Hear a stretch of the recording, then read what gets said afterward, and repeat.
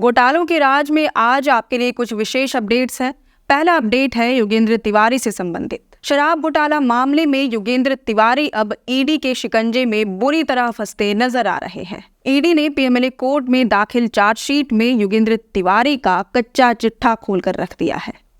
ED के chargesheet के मुताबिक योगेंद्र तिवारी ने बालू और जमीन के खरीद बिक्री करके अवैध कमाई की और इसे शराब के व्यापार में लगाया। योगेंद्र तिवारी कई कंपनियों के डायरेक्टर हैं और साथ ही कुछ में पार्टनरशिप तो कुछ में उसने अपने परिवार के सदस्यों को भी जोड़े रखा है। योगेंद्र तिवारी के सहयोगियों के मुताबिक उनके नाम पर खाते तो खुले हुए हैं, लेकिन इनका संचालन योगेंद्र तिवारी ही करता है।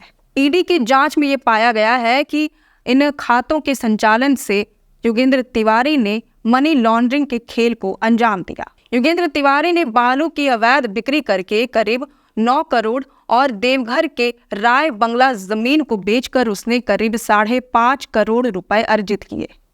इन पैसों को उसने शराब के व्यापार से जुड़े 11 कंपनियों के बैंक खातों में जमा किया। साथ ही लाइसेंस फीस को चुकाने में भी इन पैसों का उसने इस्तेमाल किया। साल 2021 में झारखंड के शराब नीति में अहम बदलाव हुए। तब शराब के थोक बिक्री का जिम्मा निजी कंपनियों को दिया जाना था। इसमें योगेंद्र तिवारी ने भी हिस्सा लिया। योगेंद्र तिवारी ने शराब की थोक बिक्री से संबंधित 14 लाइसेंस हासिल किए। योगेंद्र तिवारी बालू के धंधे से भी जुड़ा हुआ था। साल 2015-16 में नीलामी के दौरान उसे 3 सालों के लिए 23 घाट दिए गए। इसके बाद साल 2017-18 में बालू को बेचने के लिए उसने 23 डीलरों का लाइसेंस लिया। वहीं वित्तीय वर्ष 18-19 में नई नीति से बालू की बिक्री शुरू हुई।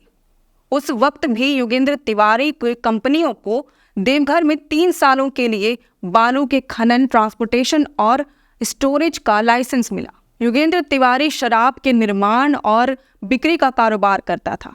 वहीं बालू के खनन से लेकर डीलरशिप तक उसने अपनी भूमिका निभाई। इसके साथ ही वह जमीन के खरीद बिक्री और होटल के धंधे से भी जुड़ा हुआ था। ईडी ने अपने चार्जशीट में कोर्ट को बताया है कि योगेंद्र तिवारी ने 2 शादियां कर रखी थी। उसकी 2 पत्नियां थी। इन दोनों पत्नियों साथ ही भाई, भाभी और पिता के नाम पर उसने शराब के कारोबार का विस्तार किया। इससे पहले भी ईडी ने चार्जशीट दाखिल कर पीएमएलए कोर्ट में योगेंद्र तिवारी के काले कारोबार का खुलासा किया है। चार्जशीट में बताया गया था उस दौरान कि योगेंद्र तिवारी ने अधिकारियों के सहयोग से शराब बिक्री के टेंडर को मैनेज किया था, जिसमें प्रेम प्रकाश की भी अहम भूमिका रही। आपको बता दें कि इसी साल 23 अगस्त को योगेंद्र तिवारी से संबंधित 12 ठिकानों पर ईडी ने एक साथ छापेमारी की थी।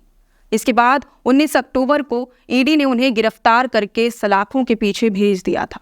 तब से लेकर अब तक वह सलाखों के पीछे कैद है। अब आते हैं पूजा सिंघल वाले मसले पर।